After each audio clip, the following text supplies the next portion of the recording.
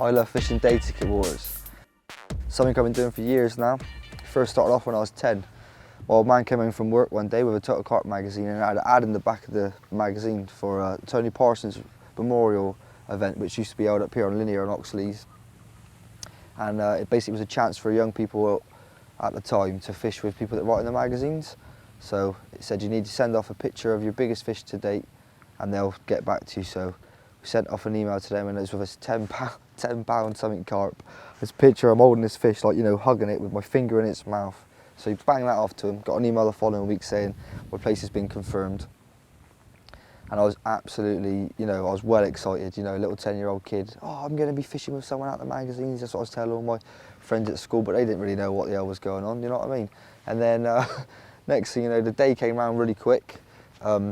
Arrived there, I got picked to fish with Frank Warwick and his mate Roger Seaton, and we started off fishing these method balls. They were, I'm not joking, they were massive, like, you know, great big massive balls. And we ran chucking these, well they were, I couldn't chuck them very far.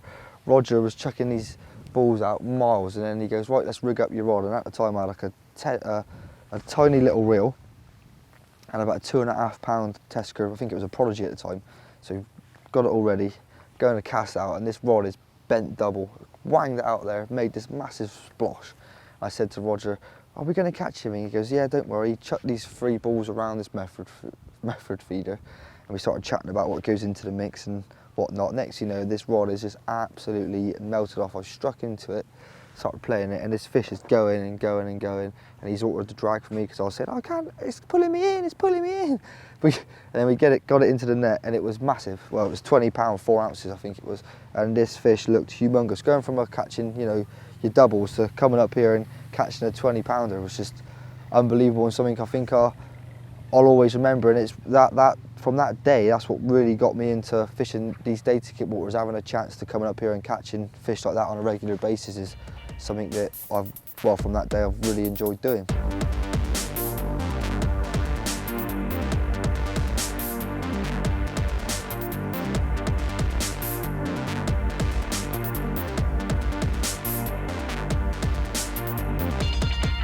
So ever since that event, I've been visiting these lakes up here, Linear, on a regular basis.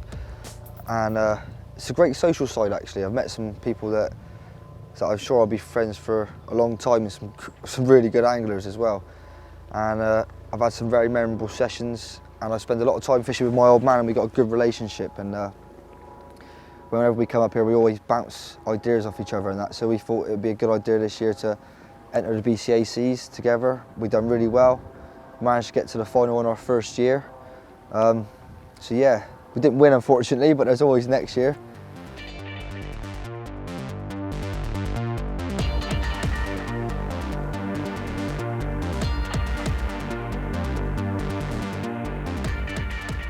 Going back to fishing these type of waters, as I'm sure if any of you fish up here before, you'll be very aware that it gets very, very busy up here.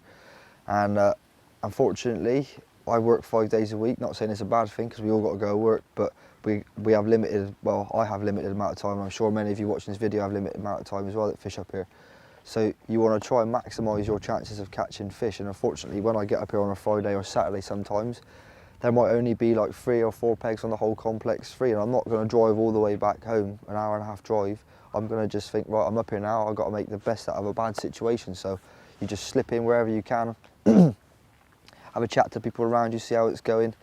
If they're saying it's fishing well, then it's looking good. But if they're saying it's fishing a bit harder, you sort of got to, you know, you got to think, right, what am I going to do that's going to make them, you know, what's going to happen for you to catch more fish than not necessarily everybody else, but for you to catch. So I tend to always put 3 rods on a spot to start off with. Put a good amount of bait out. Usually I start off with like 20 spoms, get all the rods bang on. And then once I start catching, if I do start catching, just keep topping that up. But it all depends on the weather. You could be fishing zigs because it's hot, or it don't have to be hot really. If you're not catching on the bottom, it's always worth to have 1 rod on if you've got 3 rods, 2 on the spot, 1 on a zig, just keep changing the depth.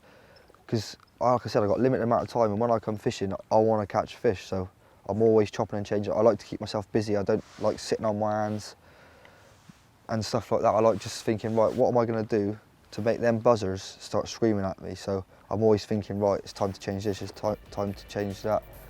But see a lot of people come up here they're happy to just sit there all weekend, you know, just maybe a couple of catapults and boilies over their rods. If they're happy to do that, then happy days. But like I said, I come up here and I want to catch a lot of fish. So like I said, just set out to catch fish. And if I don't catch, it's just one of them things. But I'm always try my hardest. So if I don't catch, I feel I can go away from the session knowing, well, I tried my hardest. There's always next time.